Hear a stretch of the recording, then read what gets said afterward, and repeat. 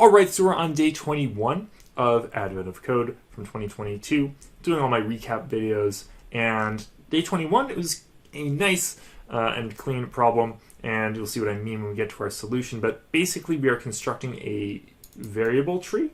So we want to calculate the value of, for example, the root variable. This is the sum of two other variables, pppw and sjmn. So we just have to go down here and say, pppw depends on these two values. And we just have to keep moving down the tree and calculating those in part 1. Now, part 2 throws an interesting twist on this.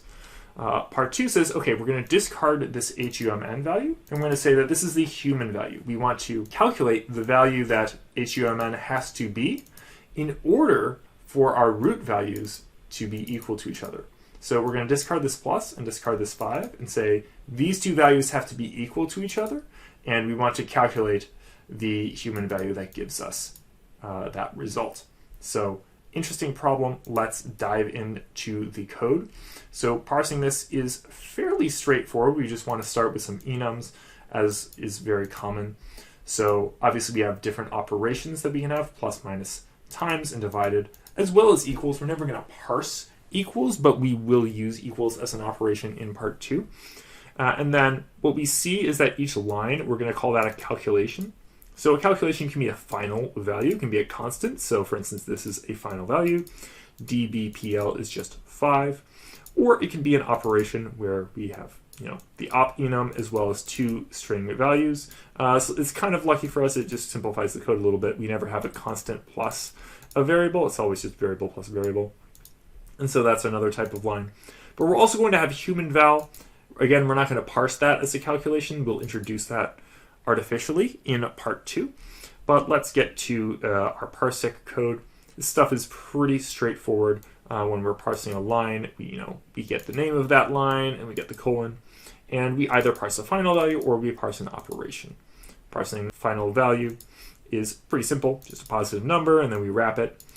Or parsing an operation, we get the name of the first element of that operation, the operation itself, and then the second value. All pretty simple once you're familiar with parsec. So we can move on to part 1 of the problem itself. It's actually, this is the total solution for part 1. It's nice and simple. And the reason it ends up being nice and simple is that it's just simple recursion. So we have our calculation map. Each of these maps the name of the line to the operation on that line. And what we just want is the value of root. And how do we recursively solve root? And how do we calculate any of these individual values? So obviously, if we look up the name for a particular node in our calculation map and it's a final value, we can just return that final value. Now, if it's a human value, we actually are going to call that a failure case. We're not going to have this in part 1 at all, but we'll still call this function from part 2. So it helps to have this case present for us.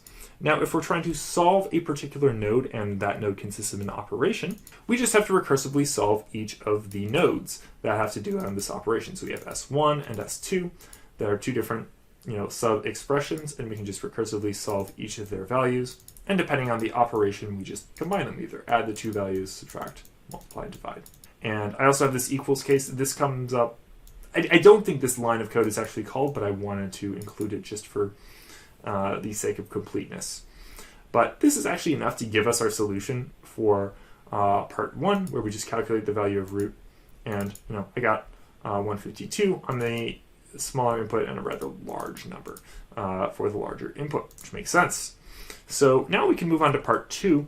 We're going to take the same calculations map we started with. That's our input type, but we're going to make a couple of changes. So first of all, we want to insert the human value operation for humn in our map. Next, we want to look for the root value. We want to ensure that it has two sub-operations, and we're going to substitute the equals operation for whatever operation was existing before. So we have some failure cases. The root can't be certain things. It can only be an operation. And now we're just changing that operation to be equal. What do we actually call what's the recursive function? Get human val for expected outcome. What does this function do? Well, it takes our calculation map, it takes an expected value, and it takes a node name. And it effectively determines, okay, what value does the human node need to have in order for this node to give the expected value? Now, obviously, our base case, it's very simple.